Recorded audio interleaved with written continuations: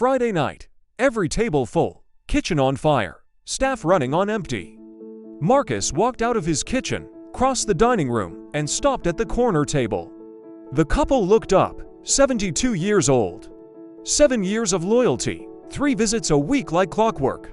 He put both hands on the white tablecloth. "Don't come back," he said. "Not tonight, not ever." His wife froze at the bar. The dining room went dead silent. The couple stared at him, then they left. Over the next 4 weeks, Marcus lost 40% of his revenue. 14 months later, he opened his second restaurant. For years after that, he was acquired for a number he's never disclosed publicly. His wife drives a car that costs more than their first location. This is what happened in between. Marcus was a chef, not a businessman. He opened at 27 with 40 seats and a short menu. Year 3, the math stopped working. Full restaurant, good reviews, strong revenue, almost zero profit. He hired a consultant who spent 2 weeks on the floor watching every shift, every table, every interaction. The consultant sat Marcus down and opened his laptop. "You don't have a revenue problem," he said. "You have a customer problem." 20% of his customers were generating 80% of his complaints.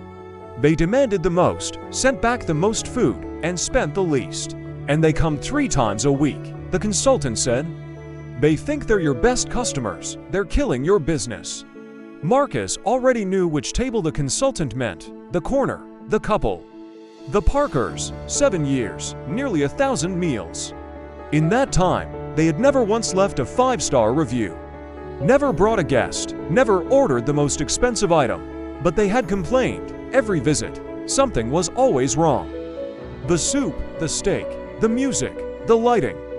Marcus had always fixed it, smiled through it. What he didn't know was that 3 families seated near them had never returned. "When you fire your worst customers," the consultant said, "you make room for your best ones." Marcus stood up, walked into the dining room. The Parkers were in their usual corner. Marcus approached. "I need to ask you to finish your meal and not return. For 7 years, you've been dissatisfied. I've tried, and I've failed to make you happy. So I've decided to stop trying. I'm not looking for feedback. I'm telling you this restaurant isn't the right fit for you, and I genuinely wish you well somewhere that is." The wife stood. "This is the worst service I've ever experienced." "I know," Marcus said. "You've told me that 7 times a year since 2013. Marcus turned to face his staff. Rachel was standing near the bar. Then she smiled, a real one. The kind that comes after a long wait lifts.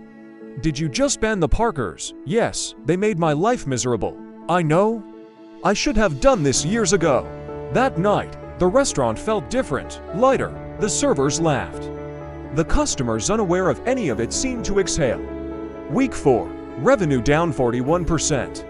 Elaine stood in the office staring at the spreadsheet. "Marcus, we've lost almost half our business.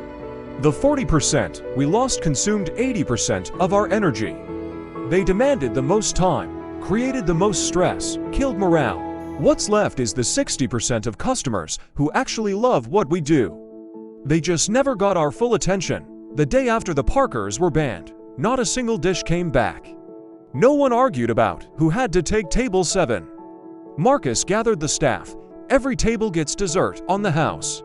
Every table, starting tonight. The customers here are the ones who actually like us. Now we show them what it feels like to be cared for." Within a month, Marcus had more 5-star reviews than in the previous 6 months combined. The customers who stayed became evangelists. When your kitchen isn't remaking dishes for the chronically unhappy, the food quality improves for everyone. Month 3, the consultant returned with 2 charts. Revenue had returned to where it was, but profit had doubled. Kitchen remakes cost $1,000 annually. Manager time spent on complaints, 90 hours a year. 7 negative reviews repelled 1,500 people. The total lifetime cost of the Parkers wasn't $8,000. It was several $100,000 in lost revenue and destroyed opportunity. "You were running a business that made everything harder for itself," the consultant said. 80% of your complaints come from 20% of your customers.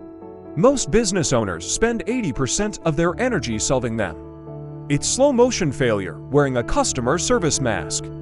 The owners who win are the ones who name the 20% and let them go. Who is your Parker couple? You already know. What are they actually costing you? Don't estimate, calculate. The drop will frighten you. But the recovery will be faster than you think. Your staff already knows who needs to go. A customer who costs you more than they're worth isn't loyal. They're a liability with a reservation. Fire them. Watch What's Left flourish. Subscribe for more business tips.